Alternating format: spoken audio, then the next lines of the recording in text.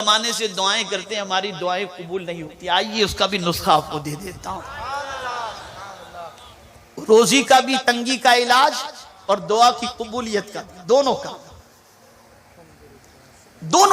और हुजूर का इरशाद तो क्या कहना। अब सुनिए ये हदीस, सुनिए। रहमत आलम सल्लल्लाहु अलैहि वसल्लम फरमाते हैं, जो हर रोज 27 मर्तबा सब मुसलमान मर्दों और सब मुसलमान औरतों के लिए इस्तिगफार करे। अब आप कहेंगे सब मुसलमान मर्द और सब मुसलमान औरत के लिए इस्तिगफार कैसे? यानी आपके अल्लाहुम्मा मग़फ़िर लिल मुमिनीन वल मुमिनात, आपने मुमिनीन और मुमिनात कह दिया तो सारे मुसलमानों के लिए आपने मग़फ़िरत की दुआ कर ली।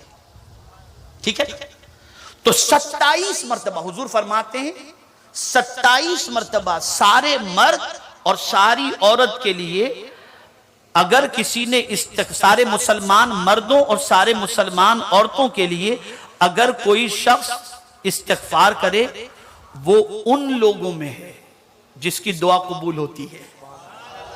वो उन लोगों में है जिसकी दुआ कबूल होती है और उसकी बरकत से तमाम अहले जमीन को रिज़्क़ दिया जाता है। आप अंदाजा लगाएं, यानी उसकी बरकत से तमाम जमीन वालों को अल्लाह रोजी अता फरमाता है। और आला हजरत अलैहि रहमान ने यह हदीस नक्ल फरमाई है तिबरानी से। तो आप कह नहीं सकते कि आला हजरत ने अपने मन से लिखा है, नहीं, हुजूर की हदीस नकल की है।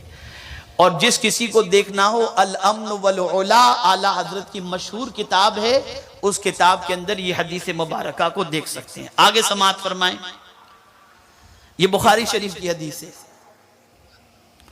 रहमत आलम सल्लल्लाहु अलैहि वसल्लम फरमाते हैं,